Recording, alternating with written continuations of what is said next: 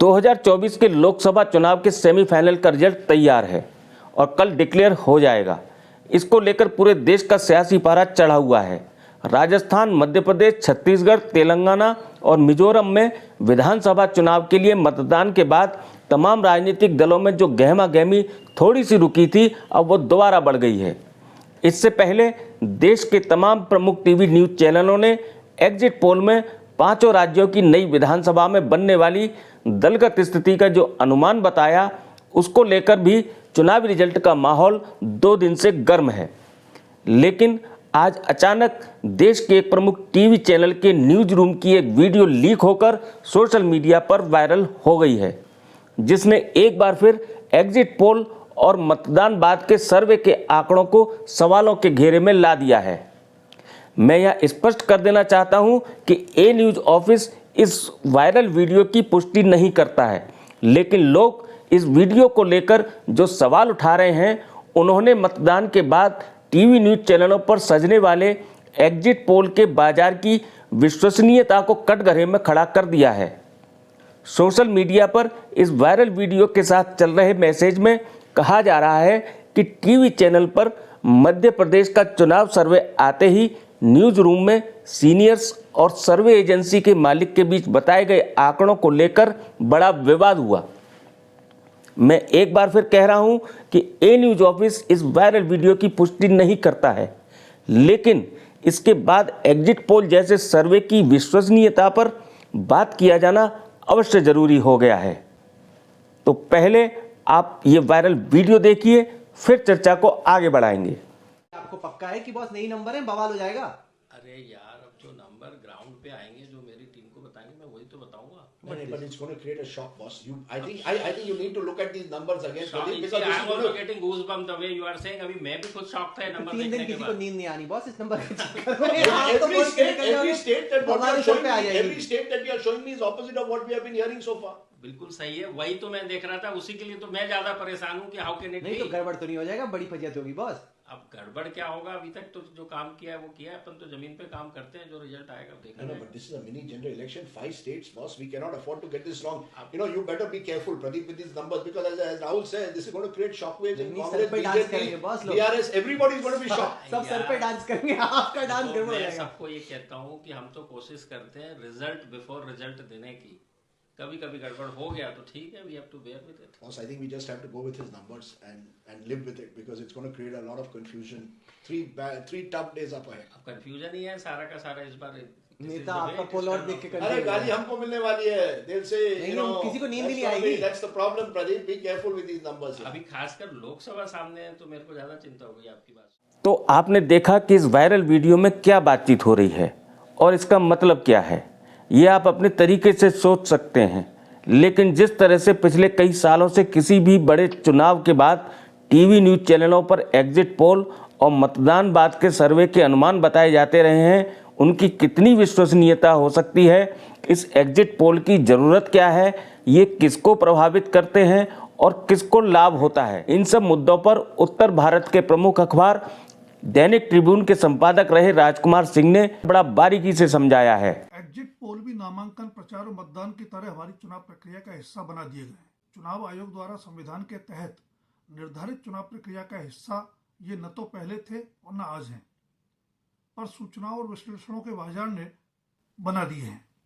ऐसा करने के पीछे किसी वैज्ञानिक सोच के बजाय बाजार है, जो मतदान समाप्त होते ही टीवी न्यूज चैनलों पर चर्चा के रूप में सजता है और फिर राजनीतिक माहौल से लेकर शेयर बाजार और सट्टा बाजार तक को प्रभावित करता है। इस पूरे खेल से कौन लाभान्वित होता है, इस स्वाभाविक सवाल का जवाब देने की जहमत कोई नहीं उठाता। विदेश की हर बात हमें आकर्षित करती है कि हम अंधानुकरण करने से पहले सोचते तक नहीं। दरअसल बाजारवादी इस व्यवस्था में तो सोचने की समझ ही नहीं बची। ओपिनियन पोल से लेकर एग्जिट पोल तक सब कुछ विदेशी अवधारणा है, हमने वहीं से नकल की है, बिना यह सोचे कि भारत सरीखे विशाल और विविधता वाले देश में यह तर्क की कसौटी पर खरा उतरना तो दूर, कहीं ठहरते भी हैं। पिछले कुछ साल से हर चुनाव के वक्त एग्जिट पोल का शोर ज्यादा मचता है। यह मुख्यतः 3 चीजों पर आधारित रहता है। एक, सैंपल साइज यानी आप मतदान कर निकलने वाले कितने मतदाताओं से बात करते हैं, प्रत्यक्ष रूप से या फोन पर। 2, मतदाताओं से क्या सवाल पूछते हैं। और तीसरा, उनसे प्राप्त सूचनाओं का कैसा विश्लेषण करते हैं। आमतौर पर सैंपल साइज अब 20,000 के आसपास रहने लगा है, पर क्या लाखों मतदाताओं वाली सीटों का रुझान चंद हजार मतदाताओं से मिले जवाबों के आधार पर बताया जा सकता है? और वह भी तब जबकि उनमें जाति, धर्म, वर्ग और आयु के आधार पर सभी का प्रतिनिधित्व सुनिश्चित न हो, जो हमारे यहाँ चुनाव में महत्वपूर्ण भूमिका निभाता है। जाहिर है उनके जवाब पूछे गए सवालों पर ही निर्भर करेंगे और सवाल एग्जिट पोल करने वाली एजेंसी की मंशा पर। और अंत में हासिल सूचनाओं का विश्लेषण उस एजेंसी की मंशा, विषयगत अनुभव और विश्लेषण की क्षमता तीनों पर निर्भर करेगा। ऐसे में एग्जिट पोल करने वाली एजेंसी और उसकी पूरी प्रक्रिया का खुलासा बेहद अहम है, जो अक्सर नहीं किया जाता।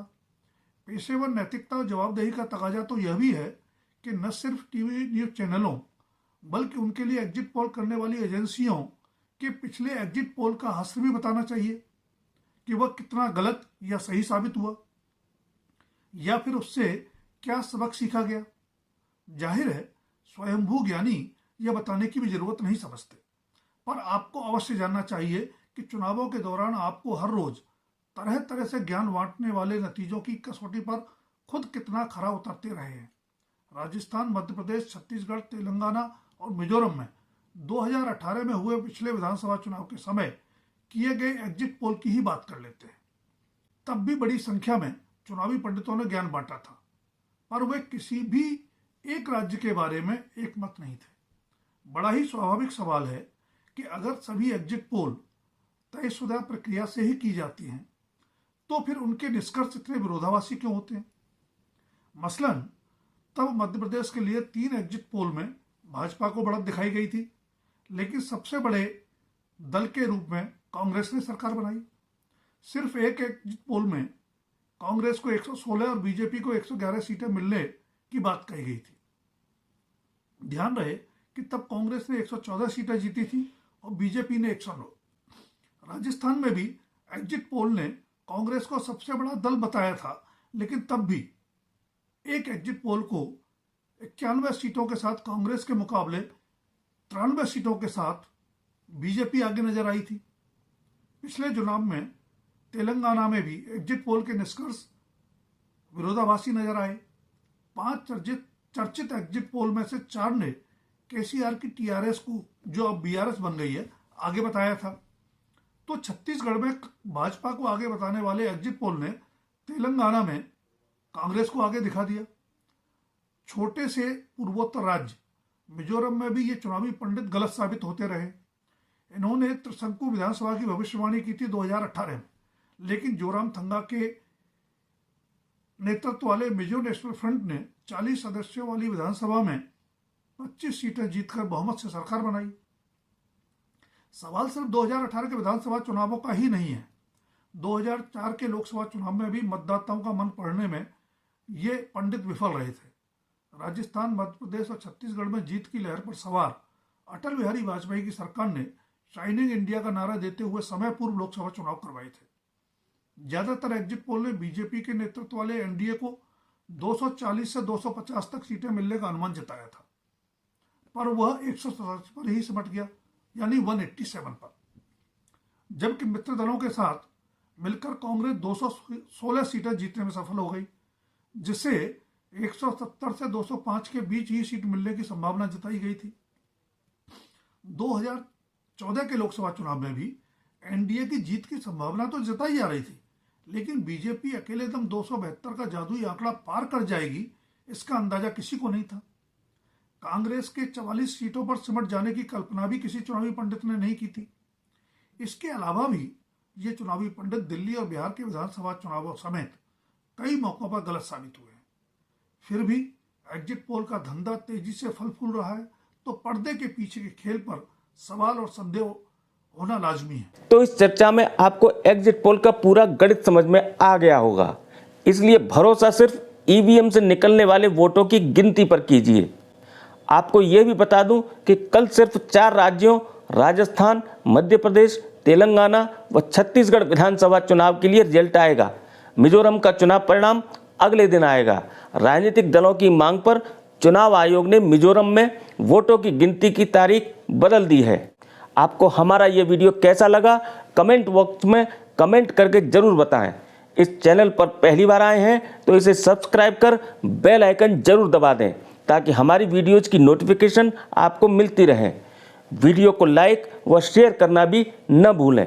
मुझसे जुड़े रहने के लिए आपका बहुत बहुत धन्यवाद।